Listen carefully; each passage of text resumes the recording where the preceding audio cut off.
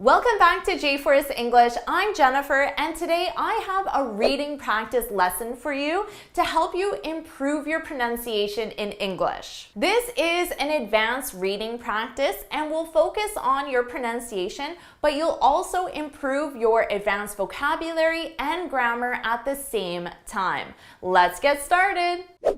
Our headline: The Electric Car Revolution. Is it realistic or optimistic? First, let's talk about revolution, the electric car revolution.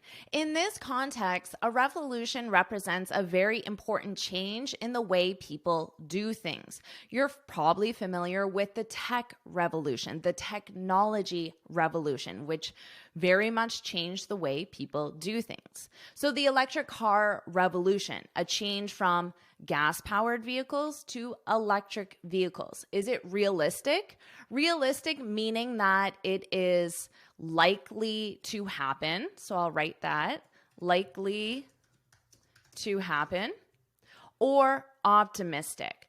Generally, optimistic is considered a positive, but in this case, it's more of a negative because they're saying, oh, is it optimistic? Meaning it's overly hopeful. To be honest, I feel like they should have said, is it realistic or overly optimistic or too optimistic? Because when you add too in front of a word, it can make a positive word negative.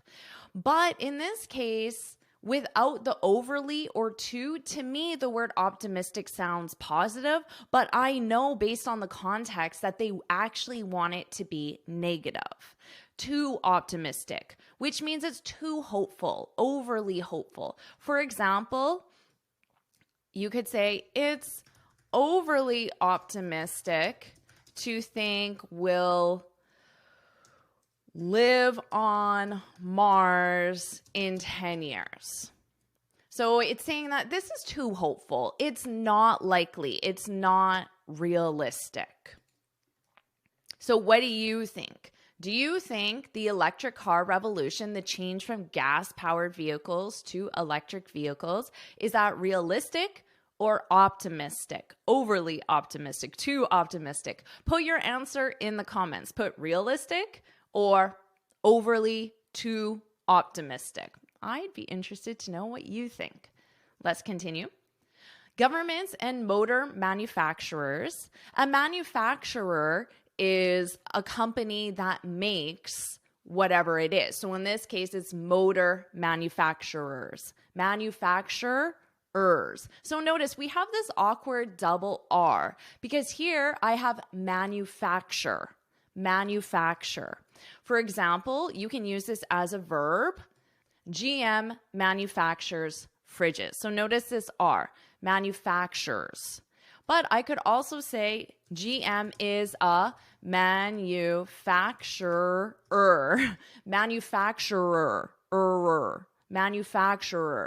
That's a tricky pronunciation, manufacturer. If you want to avoid this, you can always say GM manufactures fridges to avoid that. Governments and motor manufacturers around the world are throwing money and resources into the development of electric vehicles. Notice the pronunciation, vehicle. Of course, a vehicle is a term that includes different types of machines with motors. For example, cars, vans, trucks, SUVs. They are vehicles.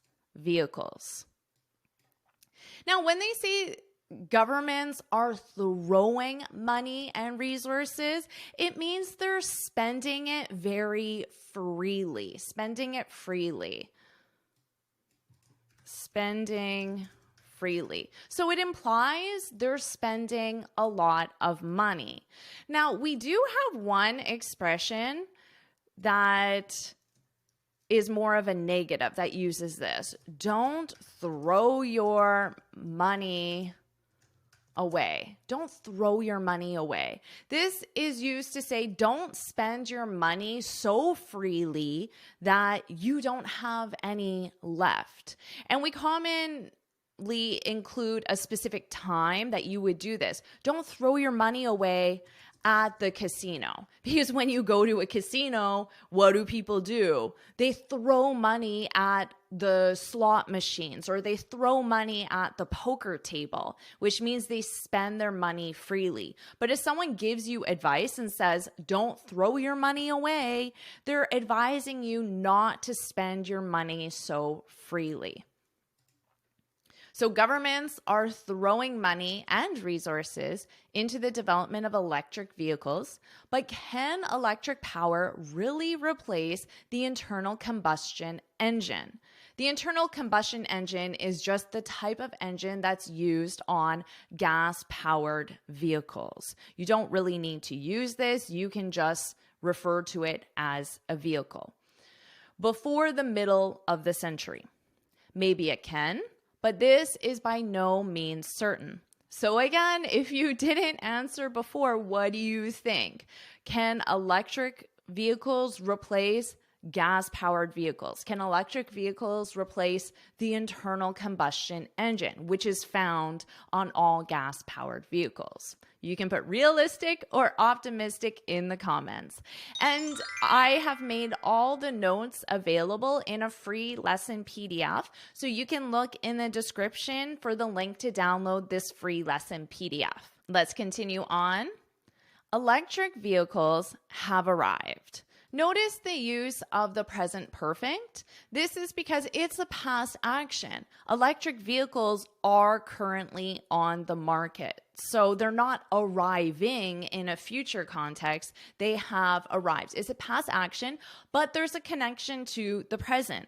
That connection is now you can buy an electric vehicle. You can replace your gas-powered vehicle, your internal combustion engine vehicle, with an electric vehicle. Is that a change that you're going to do? Are you going to replace one for the other? So have arrived. This is the present perfect. And it's a past action with a present consequence.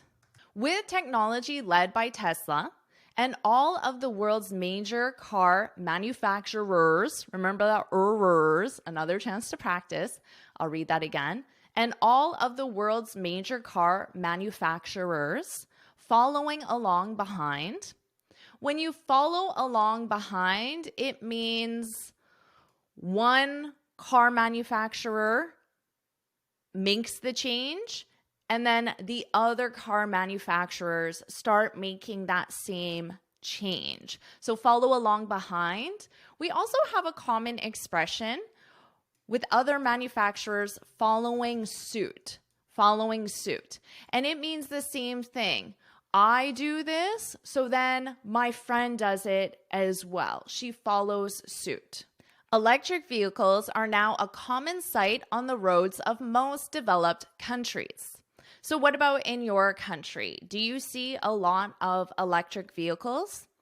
In Canada, I see more and more electric vehicles. I remember 5 years ago, it was very rare to see a Tesla. Now, I would say 1 out of 10 cars are electric vehicles. That's just a complete guess. I do not know if that's accurate, but that's just based on when I'm driving. There's one. It's very common. Almost every parking lot now has electric charging stations for electric cars to charge. So what about in your country? What's the situation? Share that in the comments as well. Yet, the situation in less developed countries is rather different. Let's talk about this use of yet. Yet. This is a conjunction, and it's used to show a contrast. The contrast is, in developed countries, electric cars are very common. In less developed countries, they're not very common. So we have a contrasting situation. I can combine those ideas with the word yet. It's similar to however or but. However, the situation in less developed countries, but the situation in less developed countries. However, sounds quite formal, but sounds less formal, and then yet sounds both formal and informal. It's more in the middle, I would say. Yet, the situation in less developed countries is rather different.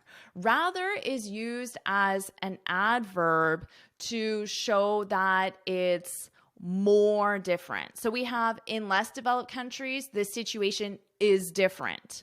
It's rather different. So I'm increasing the amount of difference between them.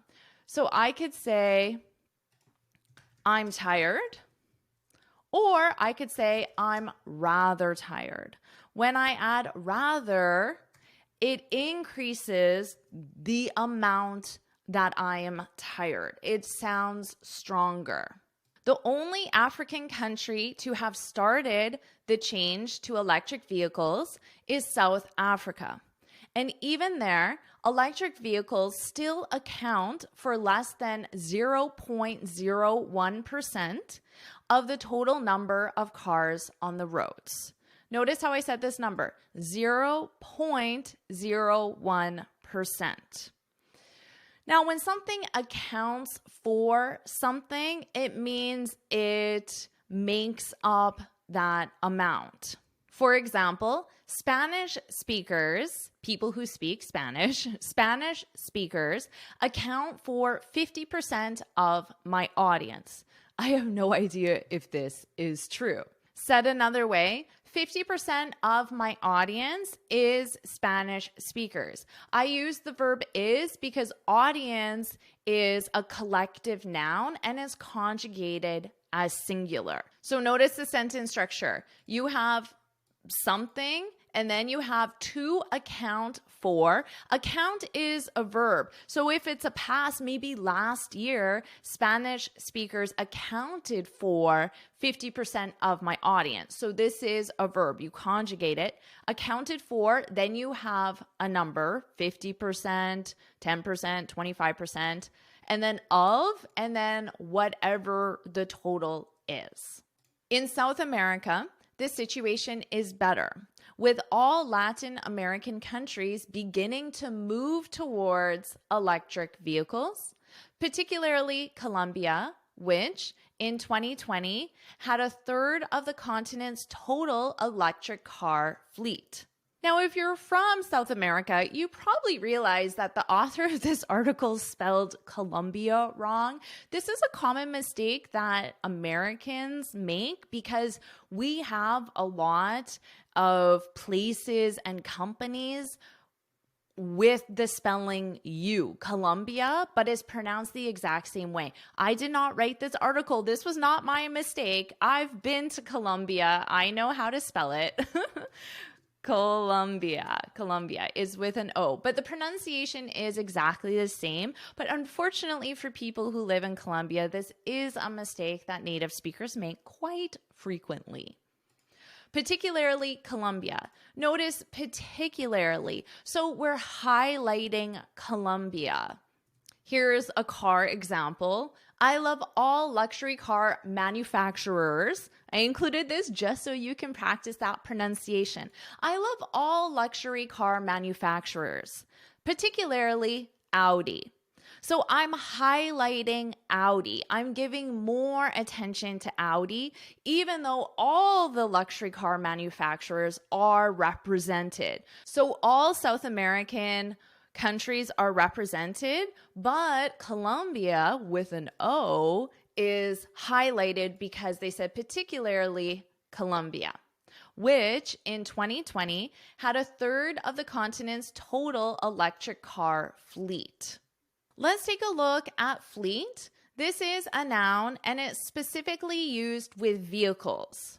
Our company has a fleet of 200 luxury vehicles.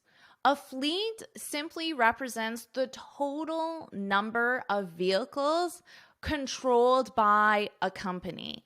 Now, it could also be controlled by the organization. The Army has a fleet of tanks, a fleet of planes, as well. So it's the total number of tanks or planes that the army or government controls. Let's continue on.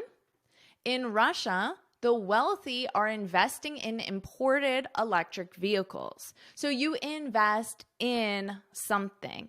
You could say, and hopefully you will if you agree with me, it's a wise decision to invest in improving your English skills. You're investing in improving your English skills right now. You're investing your time, your attention. It's a wise decision to invest in. Notice my preposition in, invest in. Now, you invest in something. You can say invest in your English skills, but you can also invest in doing something. So in this case, you need a verb. And that verb needs to be an ing verb. Invest in improving your English skills. In Russia, the wealthy are investing in importing electric cars, but no electric cars are yet manufactured locally. So here we have the ED, so let's focus on the pronunciation. I have my R, manufactured, and then I add a soft D, manufactured. Are yet manufactured locally. In this case, yet does not represent a contrast. It doesn't represent however or but like we saw before. In this case, yet represents until now, and we frequently use yet with the negative. And we commonly use this with the present perfect. I haven't bought an electric vehicle yet. So this means until now, but it's in the present perfect because it's possible for me to buy an electric vehicle. So I could add, I haven't bought an electric vehicle yet, but I plan on buying one next year. So notice I use but to add that contrast. I haven't, I'm buying one. I haven't bought one, I'm buying one. So there's a contrast, and I combine those two sentences together with the conjunction yet. And remember, in this case, yet does not mean but. It means until now. While in India, the government is promoting the purchase of electric vehicles with tax exemptions.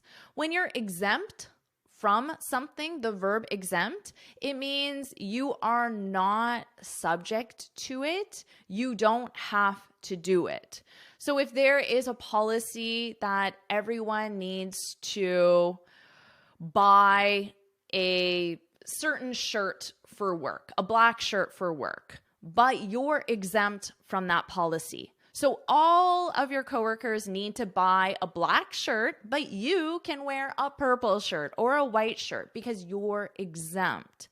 Now, if you have a tax exemption, it means you don't have to pay certain taxes and other incentive. An incentive is something financial or some other benefit to try to encourage you to do something. That would be an incentive. So maybe the incentive is that you get a rebate back. A rebate is money back. So if you paid $30,000 for the car, maybe you get $5,000 back. So that would be an incentive, a rebate. So that's money back after a purchase. Let's continue.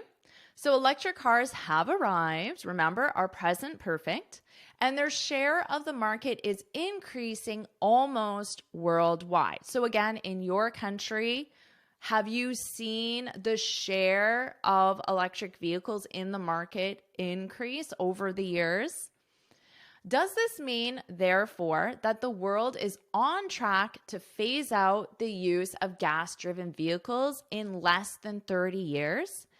If you're on track or on track to do something, it means you're progressing towards your goal at the expected rate. So let's say your goal is to buy an electric vehicle by 2025. So to do that, you need to save money. Okay, so every month you save $1,000. This is your goal. And 1 year later, 2 years later, after starting this goal, you can say, I'm on track to achieve my goal, or I'm on track to buy the electric vehicle by 2020, or you can simply say, I'm on track. I'm on track. So if someone asks you, oh, how's your progress? Are you getting closer to that electric vehicle? You can say, yep, I'm on track. I'm on track. You're progressing towards your goal at the expected rate.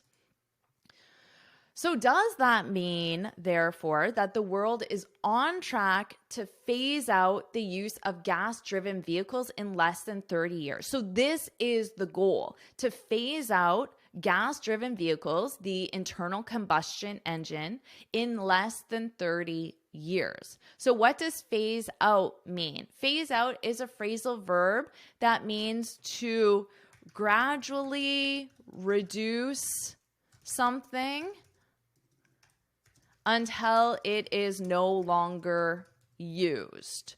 So of course, we're not going to go from driving gas-powered vehicles today and tomorrow not driving gas-powered vehicles. That's not realistic, obviously. So what are we going to do?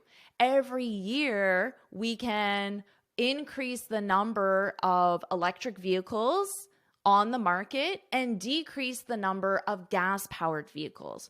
So right now, gas-powered, electric, but soon is going to change, right? And eventually, gas-powered vehicles are not going to exist because they have been so gradually reduced until they're no longer used. That's to phase out. So do you think it's realistic to phase out the use of gas-driven vehicles in 30 years? So 30 years from today, gas-powered vehicles don't exist. Do you think that's possible? You can share that in the comments as well. Now that's the goal. So are they on track to achieve this goal? I don't know. And does it mean that electric vehicles are the sustainable solution to our transport needs for the second half of the century? Unfortunately, I'm using this word as an adverb to deliver disappointing news because this sounds really positive, especially given the cost of gas. Every day, the cost of gas is going up, and the environmental damage caused by gas-powered vehicles. It seems very positive that we're phasing out gas-powered vehicles and phasing in electric vehicles. But this article uses, unfortunately, to deliver disappointing news because people want this to happen. Well, some people.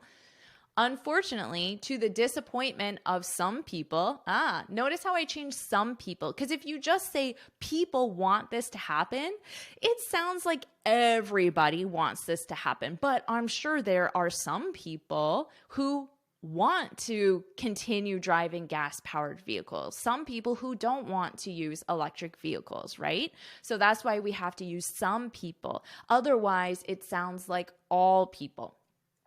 The answer to both of these questions has to be no. And that's the end of the article, so we don't know why the answer is no. But remember, both of these questions, so what are the questions? The first question is, are we on track to phase out the use of gas-driven vehicles? And Are electric vehicles the sustainable solution to our transport needs? Those are the two questions. Very interesting discussion questions, so you're more than welcome to share your thoughts in the comment section. Now what I'll do is I will read this article from start to finish, and this time you can focus on my pronunciation. The electric car revolution. Is it realistic or optimistic? Governments and motor manufacturers around the world are throwing money and resources into the development of electric vehicles. But can electric power really replace the internal combustion engine before the middle of the century? Maybe it can, but this is by no means certain. Electric vehicles have arrived. With technology led by Tesla and all of the world's major car manufacturers following along behind, electric vehicles are now a common sight on the roads of most developed countries. Yet the situation in less developed countries is rather different. The only African country to have started the change to electric vehicles is South Africa. And even there, electric vehicles still account for less than 0.01% of the total number of cars on the roads. In South America, the situation is better, with all Latin American countries beginning the move towards electric vehicles, particularly Colombia, which, in 2020, had a third of the continent's total electric car fleet. In Russia, the wealthy are investing in imported electric cars, but no electric cars are yet manufactured locally. While in India, the government is promoting the purchase of electric vehicles with tax exemptions and other incentives. So electric cars have arrived, and their share of the market is increasing almost worldwide. Does this mean, therefore, that the world is on track to phase out the use of gas-driven vehicles in less than 30 years? And does it mean that electric vehicles are the sustainable solution to our transport needs for the second half of the century? Unfortunately, to the disappointment of some people, the answer to both of these questions has to be no. Did you enjoy this lesson? Well, then make sure you subscribe, because I create lessons like this every single week.